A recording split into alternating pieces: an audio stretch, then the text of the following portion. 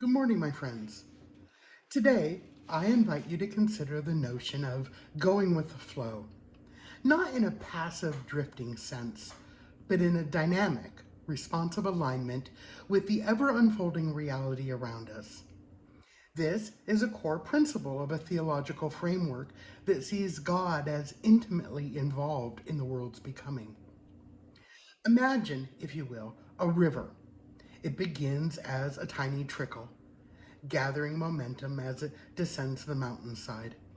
It encounters rocks, bends, and rapids, yet the water doesn't fight against these obstacles. Instead, it finds a way through, around, or over them. It adapts, changes course, and ultimately reaches the ocean, transformed by its journey. In a similar way, our lives are a constant flow.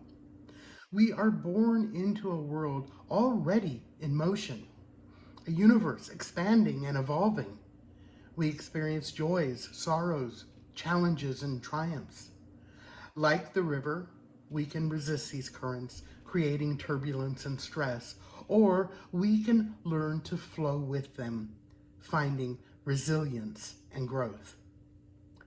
The biblical narrative is replete with examples of individuals who, in their own way, embodied this principle.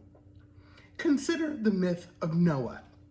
Faced with a catastrophic flood, he didn't defy the divine reality. Instead, he, of course, built an ark, aligning his actions with the unfolding cosmic drama. In Genesis, we read, Noah did everything God commanded him. Or let's consider Abraham, called to leave his homeland and journey into the unknown. He didn't cling to the familiar, he trusted the promise and embarked on a new path.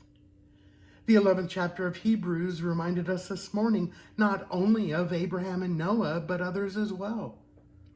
Now, these stories, I don't believe, are about obedience to God as much as they are stories that teach us how to align ourselves with the world around us as it unfolds, for better or worse. Having faith is trusting. Going with the flow is deepening that trust. Our world today is a tempestuous river. Climate change, social injustice, political division, and economic inequality are among the rapids we face. It's easy to feel overwhelmed, to resist the current, to cling to the familiar shores of comfort and certainty, and yes, occasionally stick our head in the sands of those shores. Yet, as people of faith, we are called to do something more. Our progressive theology understands God not as a distant, static being, but as a dynamic, creative force actively involved in the world's unfolding. God is the becoming with us, the one who shapes the flow of reality while also being shaped by it. The psalmist writes in the 145th Psalm, "The Lord is good to all. His compassion is over all his works." Now, contrary to popular thought, I believe to go with the flow is not to relinquish control, but to embrace a deeper kind of agency. It's to trust that even in the midst of chaos, there is a creative order emerging. It's to find meaning and purpose not in resisting change, but in responding to it with courage and compassion. When we're able to do this, we partner with the divine, and rather than resist change, we begin to co-create change. As we navigate the complexities of our lives and the challenges of our world, let us remember the river. Let us allow ourselves to be shaped by the currents of experience, to find our way through the rapids and around the bends. And let us trust that in the end, we will reach a wider, deeper ocean of meaning and purpose. Close your eyes for a moment.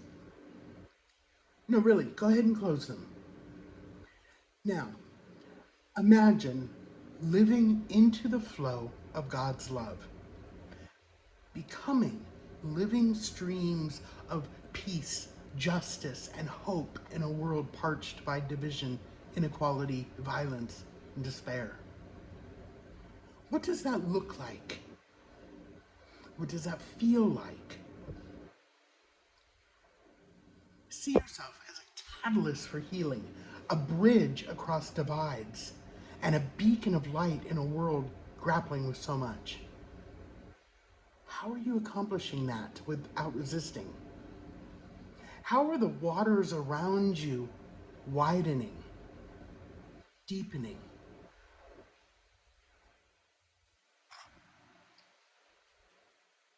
May all our lives be a testament to God's enduring love and the transformative power of going with the flow. Take what you imagined in your visioning and do that. Amen.